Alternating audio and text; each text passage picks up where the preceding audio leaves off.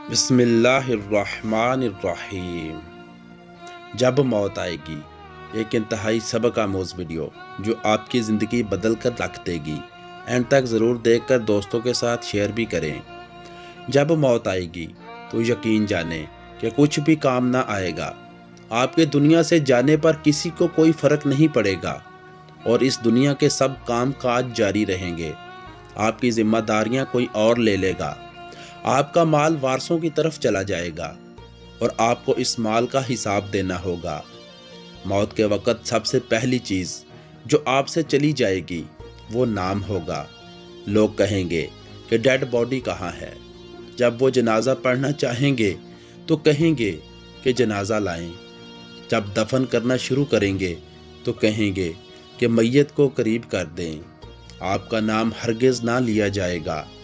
माल, हस्बो नसब, मनसब और औलाद के धोखे में ना आए। ये दुनिया किस कदर ज़्यादा हकीर है और जिसकी तरफ हम जा रहे हैं वो किस कदर अजीम है। आप पर गम करने वालों की 3 इकसाम होंगी। नंबर 1, जो लोग आपको सरसरी तौर पर जानते हैं वो कहेंगे हाय मिस्कीन, अल्लाह इस पर रहम करे। नंबर 2, आपके दोस्त चंद घड़ियां या चंद दिन गम करेंगे, फिर वो अपनी बातों और हंसी मजाक की तरफ लौट जाएंगे। नंबर 3, आपके घर के अफराद का गम गहरा होगा। वो कुछ हफ्ते, कुछ महीने या 1 साल तक गम करेंगे और इसके बाद वो आपको याददाश्तों की टोकरी में डाल देंगे। लोगों के दरमियान आपकी कहानी का इख्तिताम हो जाएगा और आपकी हकीकी कहानी शुरू हो जाएगी और वो आखिरत में आपसे ज़ाइल हो जाएगा। आपका हुस्न, माल, सेहत, औलाद, आप अपने मकानों और महल्लात से दूर हो जाएंगे।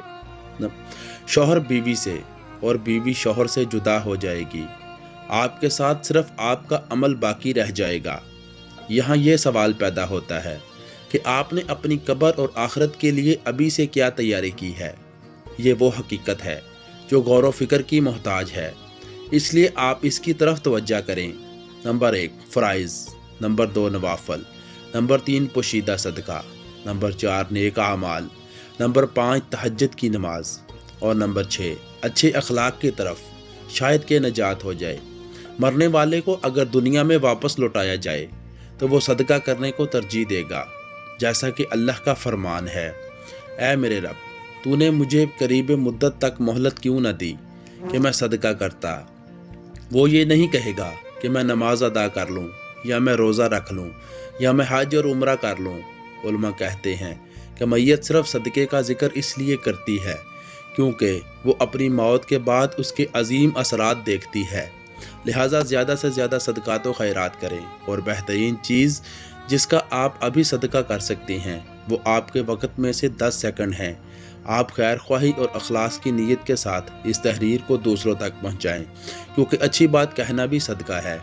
अगर आप इस तहरीर के ज़रिए लोगों को याद दहानी करवाने की कोशिश करेंगे तो क़यामत के दिन उसे अपने तराजू में पाएंगे, क्योंकि कुरान कहता है सूरत अल-ज़ारियात, और नसीहत कीजिए क्योंकि यकीनन नसीहत ईमान वालों को नफ़ा देती है। तो दोस्तों, ये थी आज की वीडियो। कैसी लगी कमेंट्स में अपनी राय दें और चैनल को सब्सक्राइब करके बेल नोटिफिकेशन दबा लें। शुक्रिया।